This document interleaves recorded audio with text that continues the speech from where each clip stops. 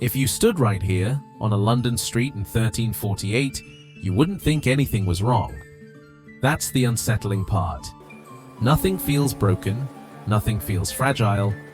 The city feels steady, familiar, alive. Today, we're walking through this moment together.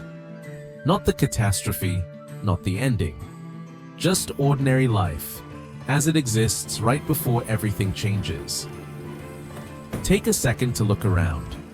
This is what people trusted. This is what they believed would last. It's early morning now. The kind of morning where the city isn't silent, but it hasn't found its voice yet. Smoke drifts slowly from chimneys, long before the streets fill with people. A wooden shutter opens above you. Somewhere, a cart creaks into motion. You can hear footsteps on stone. Unhurried, routine. No one is watching the horizon. No one is expecting bad news. They're thinking about bread, about work waiting for them, about getting through the day ahead. This is what people trusted. This is what they believed would last. This is London in the year 1348. Almost everything around you is made of wood. Timber frames, darkened by age, thatched roofs patched and repatched over decades. The streets are narrow. So narrow that in places, the buildings lean toward each other. Not by design, by necessity. As families grew, the city didn't spread outward. It stacked itself upward. A new room here, a floor added there, every beam nailed in place because someone needed space, not because it was safe. It isn't beautiful in the way modern cities try to be, but it works. And to the people living here, it feels permanent. If you're enjoying this walk through the past, subscribing really helps support the channel. It lets me keep rebuilding these moments, one story at a time. As the sun rises higher, the city fully wakes. Work begins early here, not out of ambition, out of necessity. In bakeries, hands press dough again and again. The air is warm, heavy with flour and smoke. In workshops, iron rings under heavy blows. Each strike sends sparks flashing briefly, then gone. These movements aren't rushed.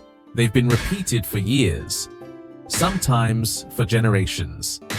A father teaches a son where to stand, how to hold the tool, when to strike. This is knowledge passed down by watching, not by reading. Bodies already feel tired, even this early in the day. But no one stops. Children move through the city differently. They run where adults walk. They slip through spaces carts can't. They know which streets flood, which corners are dangerous, where to hide when a cart comes too fast. They've learned the city by heart. Laughter echoes briefly between walls, then disappears down an alley. This is the world they're growing into. They don't question it. Why would they? By mid-morning, the city tightens. The market fills first. This is where everything overlaps. Voices rise over one another. Hands gesture sharply. Coins pass from palm to palm. Bread changes hands quickly. So does cloth. So do tools worn smooth from years of use. Nothing here is extra. Everything serves a purpose. People don't just trade goods here, they trade information. Who's hiring? Who's sick? What prices have changed? News moves through the crowd in fragments. Stories from other towns, other roads. Most of it feels distant. Someone else's problem. Someone else's worry. Most families live close together. Very close. One room often does everything. Cooking, sleeping, living. A fire burns all day, filling the space with heat and smoke. The walls are darkened from years of it. Light enters through small openings, never quite reaching the corners. Outside, the streets are messy. Waste is tossed where people walk. Animals move freely between legs and carts. No one stops to complain. This isn't disorder, it's routine. Inside these homes, life feels normal. Neighbors talk through open doors. Meals are shared. Children fall asleep to the sound of the city breathing around them. If you follow the streets long enough, they almost always lead back to the church. It rises above everything else, not just in stone, but in importance. People come here for different reasons. To pray, to confess, to feel steadier in a world that rarely is. Work defines who you are in this city. Guilds train apprentices carefully. Skills are guarded. Knowledge is earned slowly. There's pride in that. A sense that the world makes sense, as long as everyone knows their place. Routine holds the city together. So does belief. Beyond the city walls, the river keeps moving. Ships arrive almost every day. They bring wool, wine, grain. They also bring stories. Stories from places most people here will never see. Most Londoners will never leave this city. But London is connected to the world in ways they don't fully see.